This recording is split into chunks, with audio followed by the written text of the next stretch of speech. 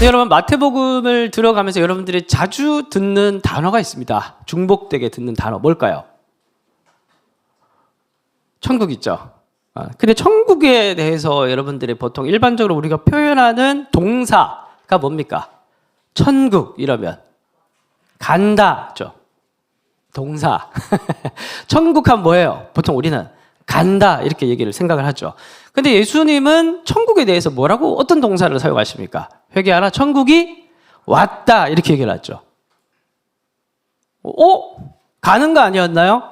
아니요. 오는 것이었다고 예수님은 얘기를 합니다. 또 우리는 천국 이렇게 얘기할 때 간다라는 말로 표현하거나 혹은 우리 삶에 적용을 할 때는 확장시킨다라는 개념으로 많이 설명을 합니다. 그래서 오늘도 하나님 나라의 확장을 위해서 이제 기도를 하는데, 근데 예수님은 너희가 어린아이와 같이 되지 않으면 결단코 천국에 들어가지 못한다고 얘기를 합니다. 그러니까 예수님이 천국과 관련해서 사용하는 동사는 1번 왔다고, 2번 이미 온 천국에 들어가는 겁니다. 이게 예수님이 생각하시는, 우리에게 말씀하시는 천국을 설명할 때 중요한 상태 동사입니다. 근데 우리는 천국이라는 걸 지금까지 많이 얘기를 하는 게 주로 이제 우리가 포교 활동을 많이 하려고 7, 80년대 천국에 대해서 정리를 하다 보니 이제 그런 게 좀 강화가 된 측면이 있는데, 천국이라고 하면은 되게 초월적인, 저기 멀리 있는 공간적인 의미로서 천국을 많이 생각을 한다는 거예요. 근데 예수님이 말씀하시는 천국의 제일 첫 번째는 뭐냐 하면 온 겁니다. 여기, 지금, 이 자리에. 그리고 그 천국을 발견하고 깜짝 놀라서 믿음으로 들어가서 그 안의 내용들을 다 누리는 게 구원입니다. 굉장히 다른 개념이죠. 그래서 우리가 뭐 이게 엎어치나 매치나 다 비슷한 말 아닙니까? 완전히 다른 얘기입니다. 왜냐하면 이런 이제 천국은 왔다, 들어간다, 이런 이제 예수님의 특별한 동사와 관련돼서는 기독교의 독특함이, 기독교의 특별함이 여기에 묻어있기 때문에 그렇습니다. 제가 이제 마태복음을 쭉 진행을 하면서 여러분들에게 타종교에 대한 얘기를 한 번씩 좀 설명을 해드립니다. 이렇게 얘기를 한 이유가 뭐 타종교를 뭐 폄훼하기 위해서 그런 건 아니고, 이렇게 비교했을 때 기독교가 가지고 있는 독특함이 많이 설명 안 해도 딱 드러나기 때문에 그렇습니다. 그래서 여러분, 일반적인 종교의 특징을 다시 한 번 더 설명을 드리겠습니다. 일반적인 종교의 특징은 양극단으로 나눠져 있어요. 하나가 뭐냐 하면 범신론이고, 또 하나는 이신론이라고 얘기를 합니다. 범신론은 뭐냐 하면 다 신이에요. 신이 어디 저기 따로 있는 게 아닙니다. 초월적으로 객관적으로 어디 따로 존재하는 게 아니라 다 신이에요. 풀도 신이고 짐승도 신이고 나무에도 신이 있고, 하다못해 가지고 이제 사도행전 77장 23절을 보면 바울이 아테네에 갔는데, 아테네에 가보니까 알지 못하는 제단이 있어요. 알지 못하는 신에게 드리는 기도 제단이 있습니다. 왜 그걸 만들어놨다고 제가 전에 말씀드렸는데 기억 당연히 못하시겠죠. 이거 왜 세워놨다고 얘기했습니까? 얻어 걸리라고. 그게 무슨 신이 어떻게 내게 해코지 하는지 모르니까 막 기도하는데 해결이 안 되면 나중에 알지 못하는 신에게라도 기도를 해야 얻어 걸려가지고 이 문제를 해결해 줄 수 있으니까. 그러니까 기본적으로 범신론적 측면에서 신이라는 것은 철저하게 내재적인 의미입니다. 그러니까 다 온 우주의 본질이 신이에요. 그러니까 완전히 철저하게 이 왼쪽이라고 합시다. 왼쪽에 있는 신은 이 범신론적 개념은 뭐냐면 100% 내재적인 신입니다. 그래서 이제 이 신적 개념에서 설명하는 중요한 그림이 수레바퀴입니다. 수레바퀴. 첫 번째 이 수레바퀴에 두 구조가 있는데 중심축이 있고 그 다음에 돌리는 겉바퀴가 있습니다. 여기서 혹시 뭐 불교, 힌두교에서 개종하신 분 계시면 철떡같이 알아들을 텐데, 중요한 게 중심축, 이게 우주의 본질입니다. 우주의 본질이 있고 이 본질은 절대 변하지 않습니다. 변하는 건 뭐냐면 겉바퀴예요. 겉바퀴가 바로 여기에 인생이 들어가 있어요. 그 인생은 계속 변합니다. 계속 변하기 때문에 허상이고 무고 그리고 가짜 세계예요. 여기에서 탈출해서 이 중심축으로 우주의 본질로 들어가는 게 구원입니다. 이게 이제 힌두교의 개혁된 힌두교의 결론이 이제 불교죠. 두 개 같은 구조를 가지고 있어요. 그러니까 결국 뭐냐 하면 여기는 끝없이 고행하고, 그리고 마지막에 깨닫는 건 뭐냐면 이 세계가 다 가짜고 허상이구나를 깨달으면 이제 벗어나는 거예요. 기독교가 이게 아니고 표정이 지금 진리를 듣는 표정인데 이게 이제 힌두교 불교의 세계관이라 완전 범신론적인. 근데 이 토대가 이제 뭐 힌두교 불교는 고등 종교니까 그 전에 이제 고대에서부터 있었던 쭉 진행되어져 왔던 범신론적 토대가 이런 토대를 가지고 이런 고등 종교를 쭉 발전하면서 힌두교 불교까지 왔다라는 거예요. 근데 중요한 건 뭐냐면 신적 개념에 있어서 제일 왼쪽 개념은 뭐라고요? 100% 내재적인 개념. 완전 다 신인 거예요. 100% 내재하고 온 우주가 본질이 신이고 그런 거예요. 그래서 이 신인은 인격도 없고 관계적이지 않습니다. 다 모든 것에 다 신이 내재하고 있기 때문에. 또 하나의 특징은 뭐냐면 정반대로 완전히 저 오른쪽에 있습니다. 이거 뭘까요? 100% 내재한다면은 100% 뭐가 될까요? 예? 뭐야? 자, 왼쪽 100% 내재하면 100% 초월하는 겁니다. 100% 내재하지 않으면 100% 초월을 해서 이건 뭘까요? 여기 이슬람교예요. 이슬람, 그래서 우리는 이제 입만 열면 기독교인들이 중얼중얼 하는 게 있죠. 아멘, 할렐루야, 아멘. 뭐 이렇게 하면 그럼 걔네들은 뭘 할까요? 인샬라, 오늘도 인샬라, 내일도 인샬라, 천국도 인샬라, 지옥 가도 인샬라, 다 인샬라, 샬라샬라, 인샬라. 주문을 외우는 것 같은데 이게 뭐냐 하면 모든 게 다 신의 뜻. 이 신은 절대적으로 100% 초월한 신이기 때문에 자기 규칙과 자기 규정이 다 있어요. 다 짜놓은 틀과 계획들이 있기 때문에 이 안에서 다 돌아가는 겁니다. 이걸 이제 어려운 용어로 얘기를 해서 이신론이라고 하고 또 다른 말로는 부재신론이라고 합니다. 그러니까 이 신도 인격적이지 않아요. 그냥 자기 규칙 시계 테이프 갈아 돌려놓고 그냥 쭉 돌아가는 거예요. 때가 되면 자기가 다 거두고 이 인격도 없고 완전히 초월적이고 완전히 자기 홀로 구름 위에 존재하는 게 기본적으로 가지고 있는 이슬람교의 특징입니다. 또 하나의 반대는 이 내재적인 신, 이 두 개의 특징이고. 근데 여러분, 예수님이 말하는 천국에 대해서 다시 한번 생각해 봅시다. 이 예수님이 말하는 천국이라는 것은 우리가 간단한 개념으로만 자꾸 천국을 얘기를 하다 보면은 이 천국이라는 것은 완전 초월적 개념이 돼버리는 겁니다. 나와 아무 상관없어, 지금. 그쵸? 그렇다고 해서 천국이 없다는 건 아니고, 예? 그건 나 뒤에 설명을 드릴게요. 이 예수님이 말하는 천국에서 제일 중요한 개념은 뭐냐 하면 가는 건 나중에 가는 거고 일단 왔다라는 거예요. 그러니까 초월에 계신 하나님이 오늘 우리와 함께 하시기 위해서 아들을 통해서 내재하기 시작했다라는 거예요. 그래서 기독교라는 것은 완전히 내재하는 범신론적 개념과 완전히 100% 초월하는 초월적 개념 사이에 초월하시면서 내재하시는 하나님에 대한 그 색깔을 가지고 있는 게 천국의 개념이라는 겁니다. 아우, 오늘 아주 중요한 내용을, 이렇게 어려운 내용을 이렇게 쉽게 설명한 데는 이거 잘라가지고 셔츠를 만들어야겠어요. 네. 그러니까 여러분들이 믿고 여러분들이 진리로 고백하고 있는 이 천국, 하나님 나라, 기독교 진리, 복음이라는 게 이렇게 독특함을 가지고 있다는 거예요. 초월하신 하나님이 오늘 우리와 함께 하시기 위해서 무진장 애를 쓰는 게 그 이야기가 적혀있는 게 성경이에요. 그래서 마태복음 12장 28절 보시면 그러나 내가 하나님의 성령을 힘입어 귀신을 쫓아내는 것이면, 그러니까 뭐 얘는 꼭 귀신을 쫓아내는 게 아니더라도 우리 가운데 성령이 임하고 위로가 임하고 평화가 임하고 하나님의 함께 하시는 내주하시는 내재하시는 증거가 우리 삶에 임하면 이미 뭐가 임한 거예요? 하나님 나라가 이미 우리 가운데 임한 겁니다. 왜? 내재하시는 예수님 안에서 초월하신 하나님이 함께 하시고 그 속에 들어간 자들과 함께하고 통치하고 그 사람들과 지금 이미 임마누엘 하고 계시기 때문에, 그렇기 때문에 천국이 이미 임한 상태라는 겁니다. 천국이라는 게 어떻게 뭐 우리가 와서 뭐 이런 이제 뭐 그런 개념이라기보다 하나님의 통치, 하나님의 함께 하심, 그 초월하신 하나님의 우리와 내재하심, 이런 관계적 개념이기 때문에 이미 하나님 나라가 임했다라고 예수님 얘기를 하는 겁니다. 마태복음 1장 23절. 그래서 마태복음을 시작할 때 예수님이 태어날 때 하나님께서 천사를 통해서 뭐라고 말씀하시냐면 보라 처녀가 잉태하여 아들을 낳을 것이고 그의 이름을 뭐라고? 임마누엘이라고 할 것인데 이걸 번역하면 뭐라고? 죄송해요, 저 반말해서 뭐라고요? 하나님이 우리와 함께 하시다. 예수님의 별명을 뭐라고 지으시냐면 임마누엘이라고 하는데 임마누엘 뜻이 뭐라고요? 하나님이, 초월자이신 하나님이 이제 누구를 통해서? 예수님을 통해서 우리와 함께 하시기를 시작한 사건이 예수님이 오신 사건이라고 얘기를 하는 거예요.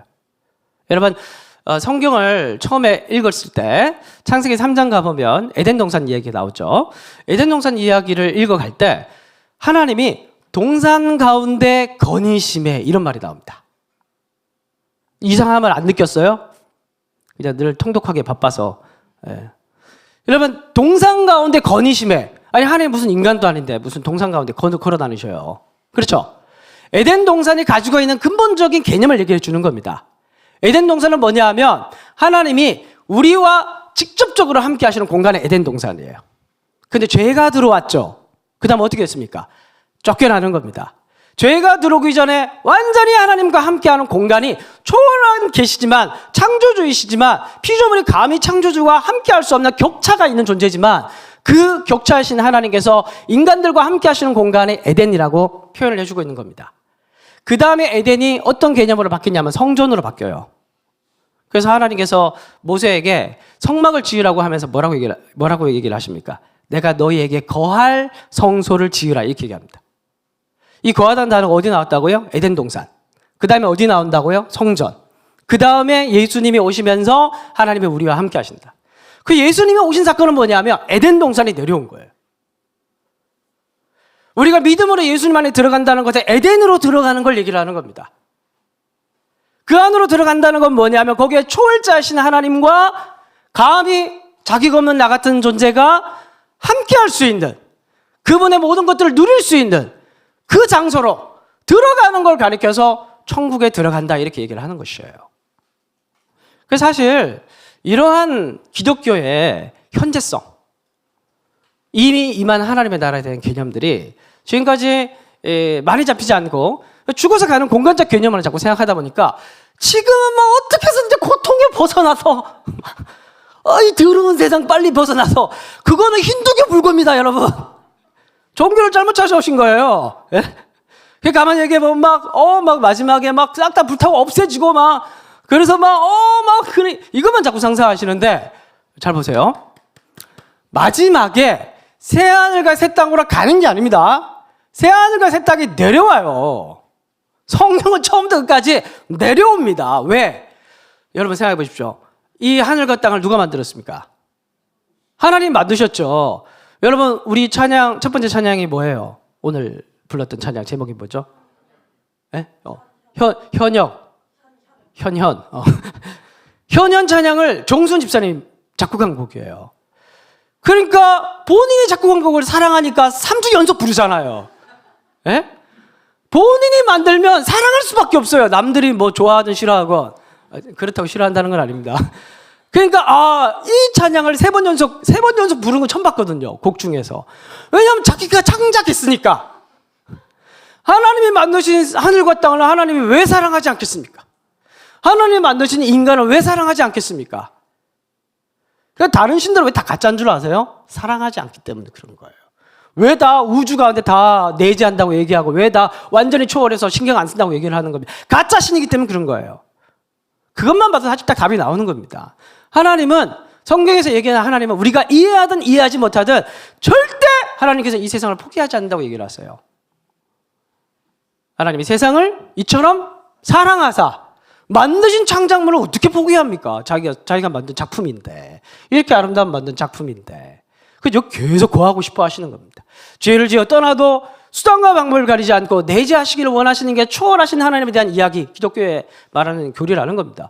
마지막에도 새하늘과 새 땅이 내려와요. 올라가는 게 아니라. 그리고 내려와서 지금에 있는 하늘과 만나서 새롭게 창조되는 이야기인 겁니다. 우리의 몸도, 일상도, 삶도 하나님께서 얼마나 귀하게 여기신 줄 아십니까? 여러분, 우리 죽으면은 뭐 어디로 가냐? 자꾸 천국이 자꾸 없다고 얘기하는 것 같은데, 없다고 얘기한 적 없어요. 네. 천국은 우리가 죽고 난 이후에, 여러분 이제 예수님께서 우편강도에게 뭐라고 얘기하십니까? 네가 오늘 밤 나와 함께 어디로? 낙원에 있으리라, 신락원에 있으리라, 낙원에 있으리라 얘기하잖아요, 그죠? 그래, 여러분, 바울 같은 게 빌립보서에서 내가 죽어도 괜찮다. 왜냐하면 내가 죽으면 예수님과 아주 친밀한 관계로 들어가기 때문에, 이렇게 얘기를 해요.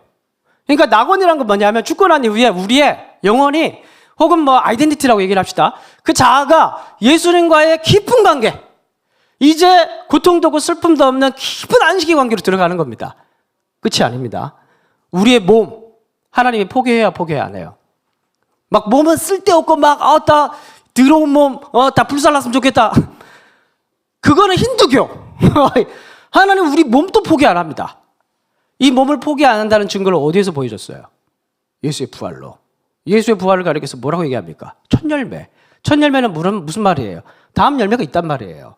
그게 우리의 몸을. 그래서 저희 아버지가 아직도 하시는 말씀이 나는 절대 화장 안 된다.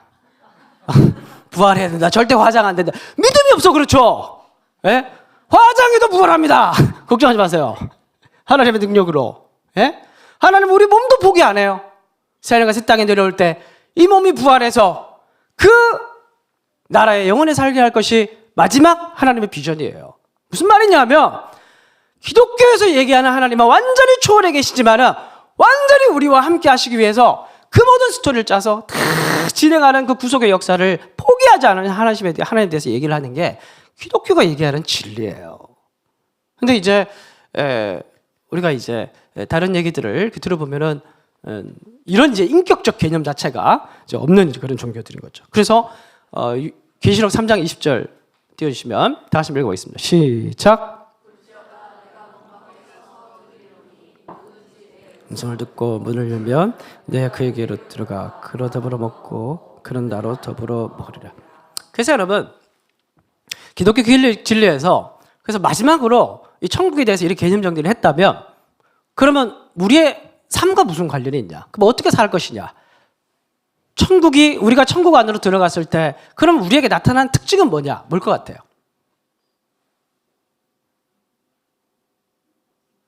생각해 보시라고. 뭘 것 같아요?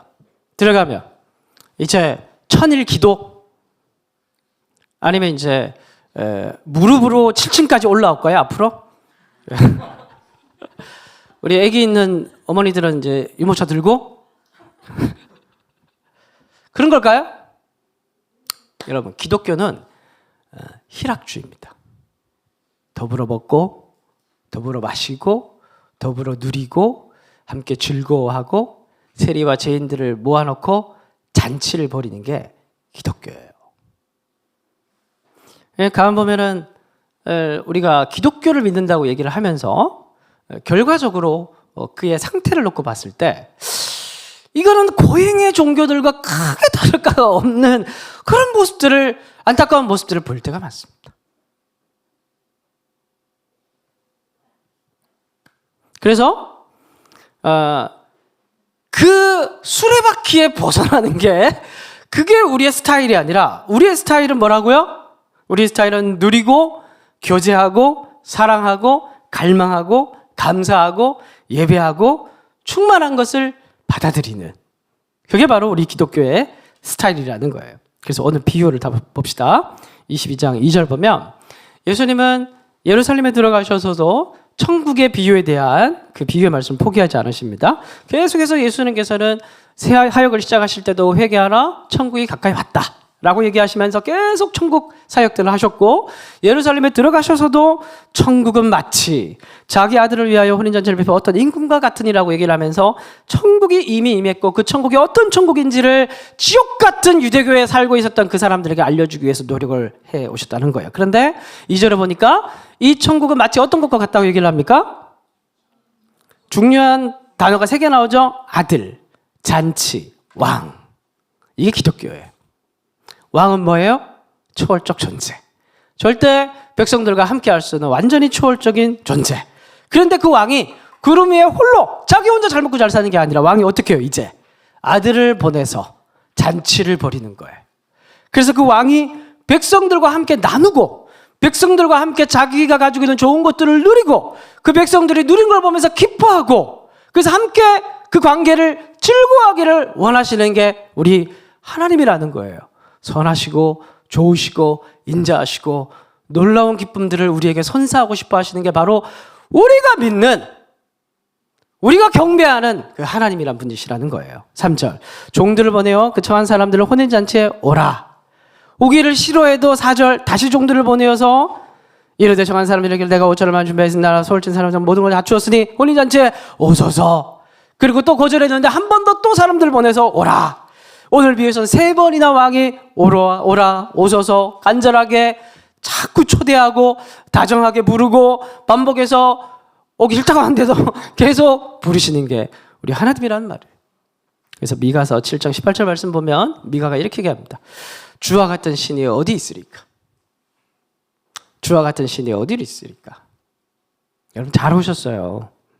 어디 가서 고생 안 하고 어디 가서 뭐 이렇게 뭡니까 뭐죠? 기와에다가 이제 소원 써서 이렇게 이런 거 안 하셔도 되고 무릎 꿇고 이렇게 안 올라가셔도 되고 3,000번 절로 안 해도 되고 연골 나가는데 연골도 안 좋은데 잘 오셨어요.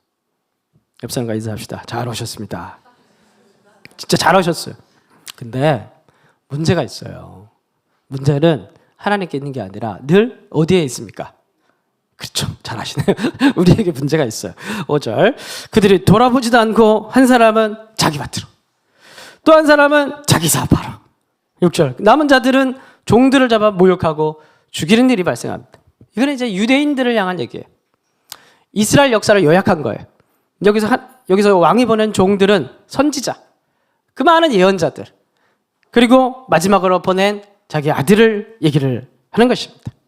근데 이 사람들이 뭘 했습니까? 자기 밭으로, 그리고 자기 사업을 하러 다 가버렸다고 얘기를 합니다. 결국에는 은혜를 베풀어도 아무리 좋은 혼인잔치에 부르고 자기가 없는 자들을 불렀다고 하더라도 이 사람들 그것을 은혜로 받지 않으면 무용지물이라는 걸 보여주고 있는 겁니다. 그래서 이 한마디로 지금까지 산상수훈에서부터 해서 쭉 이어져 왔던 그 유대인들에 대한 잘못을 한 번에 요약해서 얘기를 한다면 무슨 말이냐면 자기 종교를 만든 거예요. 자기 사업, 자기 밭. 그게 더 중요한 사람들이라는 거예요. 하나님 분명히 너희들 자기가 없는 자들을 이제 은혜로 이제 불러서 혼인잔치에 들어와서 애슐리 마곡역 새로 생긴 데 가봤어요? 5월달에는 그리시네가 축제 때 우리 다 갈 텐데 가서 예약하러 가봤더니 장난 아니게 롯데몰보다 훨씬 좋은 애슐리 퀸즈가 있더라고요. 거기가 막 사내 신미가 막 19,900원에 다 누릴 수 있도록 막 행복하고 혼자 막 우리 함께 먹는 걸 막 상상하면 혼자 먹고 왔는데 그런데 가서 점심 닦고 있는 거예요. 그리시네가 축제로 갔는데 그거 가서 안 먹고 점심 닦고 있는 거예요. 자기 자격을 획득하려고 그냥 와서 먹고 마시면 되는데 와서 자신의 자격을 획득하기 위해서 은혜로 불렀는데 은혜로 받지 않는 거예요. 뭔가를 자꾸 해야 된다고 생각을 하는 겁니다. 뭔가를 자꾸 해야 된다고. 이게 유대인들의 문제라는 거예요. 자기 사업, 자기 밭, 자기 스스로 은혜 받을 만한 사람이라는 것을 자꾸 증명하고 그걸로 해내기 위해서 뭔가를 자꾸 한다는 거예요. 누리면 되는데.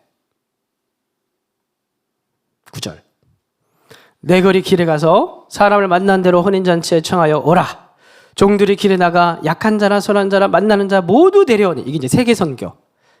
그래서 결국에는 이제 이후로 어떻게 됐냐면은 은혜로 불렀는데 그걸 은혜로 받지 않고 권리로 받고 그 다음에 자기 종교로 만들어서 계속 뭔가 자기 사업, 자기 밭, 자기의 뭔가를 만들어서 자기네들이 이걸 누릴 만한 자격이 있다라는 걸 증명하기 위한 노력들을 계속 하고 있으니 은혜를 모욕하게 되는 거죠. 은혜를 베풀었는데 그 은혜를 은혜로 받지 않으니 은혜를 모욕하는 거죠.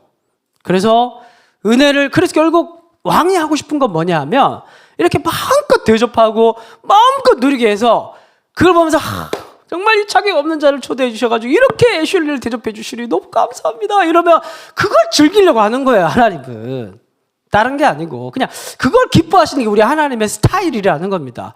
근데 와서 막 접시 닦고 나는 이걸 19,900원어치 하고 가야 된다 이러고 앉았으면 그럼 넌 좀 나가 있어라. 넌 내가 보람이 없다. 넌 나가 있고 넌 그냥 계속 일꾼해라. 그리고 계속 이제 주방에 들여보내고 이제 밖에 나가서 마곡나루 여기 가서 이제 길거리에 앉아서 신문 보고 있는 사람들 데려와서 애슐리 갑시다. 마음에 안 들어 빕스 갑시다. 더 비싼 빕스로 그렇게 채우기 시작. 이게 세계 선교라는 거예요. 그래서 오늘날 누가 하나님 나라에 들어왔습니까? 우리가 들어온 거예요. 우리가 지금 하나님 나라에 들어오게 된 걸 얘기를 하고 있는 겁니다. 근데 오늘 이 이야기는 여기서 끝나지 않습니다. 이 이야기가 이러한 인간이 가지고 있는 자기 스스로가 자격을 증명하려고 하는 율법주의적 자기 행위 구원론적인 노력들이 얼마나 끊임없이 우리 삶을 추적하는가를 지금 설명하고자 하는 거예요. 11절. 임금이 손님들을 보러 들어올세 거기서 새 예복을 입지 않은 한 사람이 있습니다. 이거는 교회에 대한 이야기예요. 유대인들에게 끝나고 세계 선교가 시작됐고 교회로 들어온 사람들 중에 이런 사람들이 또 있는 거예요. 이르되 친구여 어찌하여 예복을 입지 않고 여기 들어왔냐 하니 그가 아무 말도 못하거늘 이 사람을 바깥 어두운데 내어 쫓으라 라고 얘기를 하면서 은혜로 갚지 않는 사람을, 호의를 무시하는 사람을, 여기 안에서 또 다른 뭔가 이 은혜를 모욕하는 사람을 발견하게 돼서 쫓아내는 이야기가 오늘 이 비유의 끝으로 나오고 있습니다. 결국 이 비유를 통해서 예수님께서 하시고자 하시는 말씀은, 제자들에게 하시는 말씀은 단지 유대인들에게 일어날 일만이 아니라 앞으로 교회 시대에게도 반복해서 이 일이 일어나게 될 것을 예고하고 있는 것이에요. 이걸 잊지 말라는 거예요. 여러분, 우리가 은혜라는 건 받을 자격이 없는 자에게 베풀어지는 것이죠. 근데 이게 정말 어려운 겁니다. 이게. 근데 기독교가 그래서 굉장히 쉬워요. 그래서 여러분 마지막 결론 어떻게 끝납니까? 청함을 받은 자는 많대. 문이 활짝 열려있기 때문에 막 누구나 들어갈 수 있을 것 같아요. 그래서 막 들어가는데 들어가면 되게 어렵습니다. 그 믿음이라는 게 쉽잖아요. 그렇죠? 이게 뭐 선물 받으라. 이 받는 손이 믿음이라고 했죠. 그래서 믿음은 되게 쉬워요. 받으면 되는데 근데 이거 사람이 또 어때요? 공짜로 받을 수 있나? 이런 마음이 들어요, 안 들어요? 들어, 안 들어요? 들어, 안 들어요? 들잖아요, 그죠? 이걸 공짜로 받을 수 있나? 뭐라도 좀 줘야겠다. 응? 하나님께 뭐라도 좀 내가 기특한 일을 해야겠다. 여러분, 둘째 아들 이야기 생각해 봅시다.